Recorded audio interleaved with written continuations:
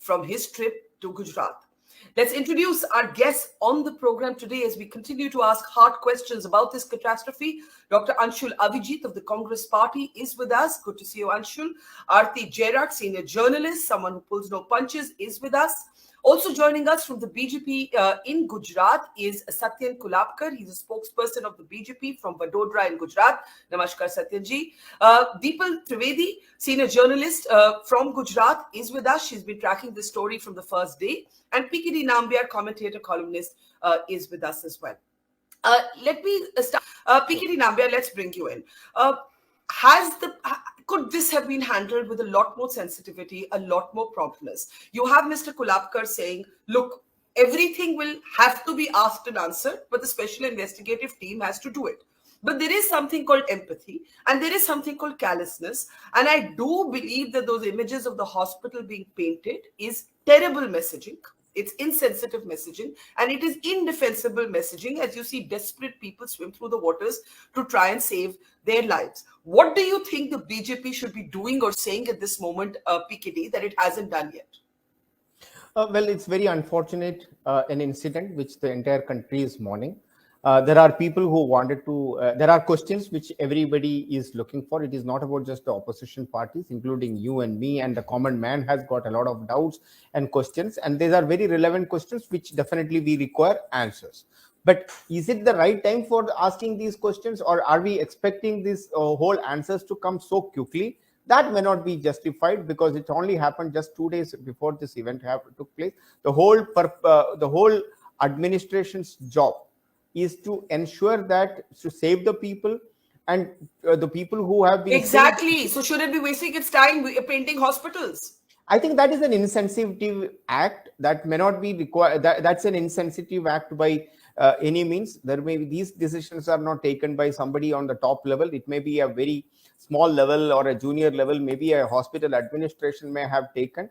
So I think that the prime minister or for that matter a chief minister, I think anybody, even from the point of view of a photo of the way we are now discussing, it is an insensitive act by some people. I think I don't give more point to discuss in that particular stuff.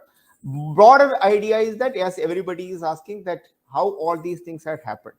Can this be a final accident like this will happen in India? That is the larger point, rather than just talking about that, oh yes, immediately if we don't get a solution, we need to go and arrest the Areva's MD and the chairman. So I think that may not be the right way to look at it. We may have to get into the root cause of it. Is it a man-made, or is it a man-made disaster, or is it there are some other things involved in this particular stuff? I mean, how can it not be man-made? This bridge was just opened. This bridge was just opened. I'll give you, Parka, just for your information, I just started my career when I was 20 years in Delhi with a company, one of the largest company in the world as a construction company. The D&D which you and me caused through, I handled that particular project at that particular age. So I understand how an engineering or a company works. It is not necessary that you award a job to a particular company. It does not mean that that company execute that particular job. They go to an expert, maybe a subcontractor or a contractor. I get that. I of course raise all sorts of questions. The clockmaker company that's given a contract without any known expertise, Mr. Nambiar, in actually setting up this bridge. That's the allusion to the cronyism that Anshul is making. Go ahead. You know, you were earlier making the point that there are multiple players involved in the execution of such a project. And I was making the point that the buck has to stop with those who sign off, give the approval, and those who then get the contract to execute it. There is no doubt. I think when such kind of a large, big incident take place and so many people die, a large amount of questions will come. It's not only, as I said, not only from an opposition, from a common people. So I think all these questions require a strong answers, convincing answers to all those people, to every individual in that way. As far as that is concerned, I am very clear and there is no doubt. But the only thing what we are doing is that we are jumping the gun a little faster, that there should be some kind of a time we should give. And the Prime Minister was there in Gujarat during that time.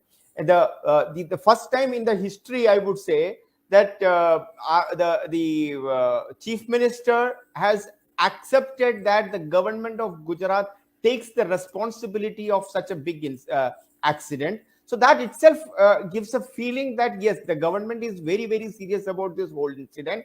And then to one of my co-panelists, I can only say this is not a situation wherein everything happens in such kind of an incident, everything happens fall in place as the way we wanted. It was an accident.